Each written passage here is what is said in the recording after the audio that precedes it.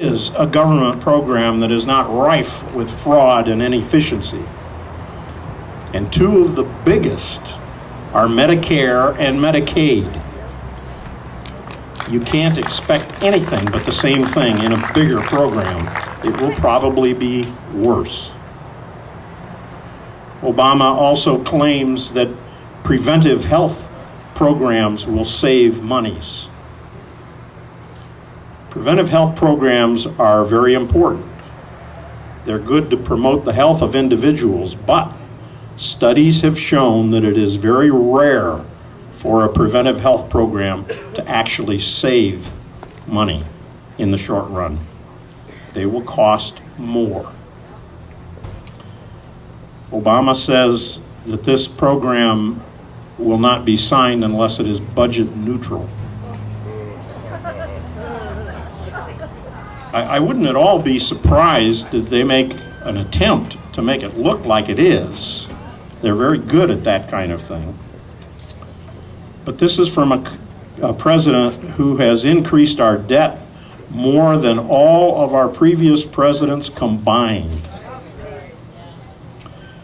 And putting the Obama administration together with the actions of the Bush administration, they have quadrupled our national debt in just these last few years. We don't have anything that's budget neutral. And the government's own Congressional Budget Office has put the lie to that. As was mentioned earlier, $239 billion increase in the deficit over 10 years.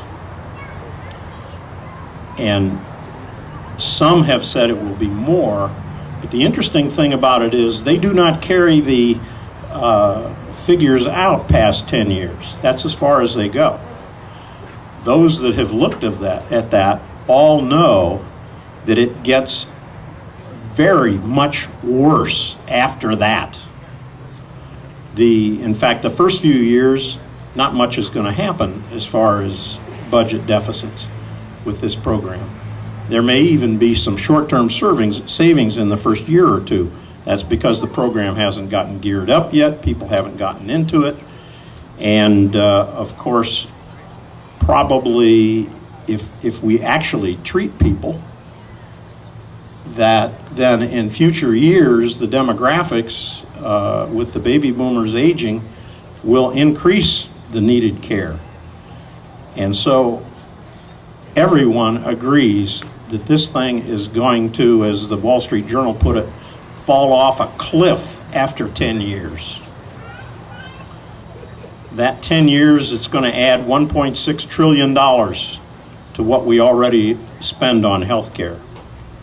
And just remember, estimates of expenses of government programs, even when done in good faith by the Congressional Budget Office and others, always turn out way too low. Medicare estimates were 10 times too low. This is going to be a disaster. Obama says we'll tax the rich. There aren't enough of them to pay for that. Not only that, but the resultant inflation, among other things, will be putting an essential tax on everyone. And usually in those situations, the ones that suffer the most are the poor and the middle class.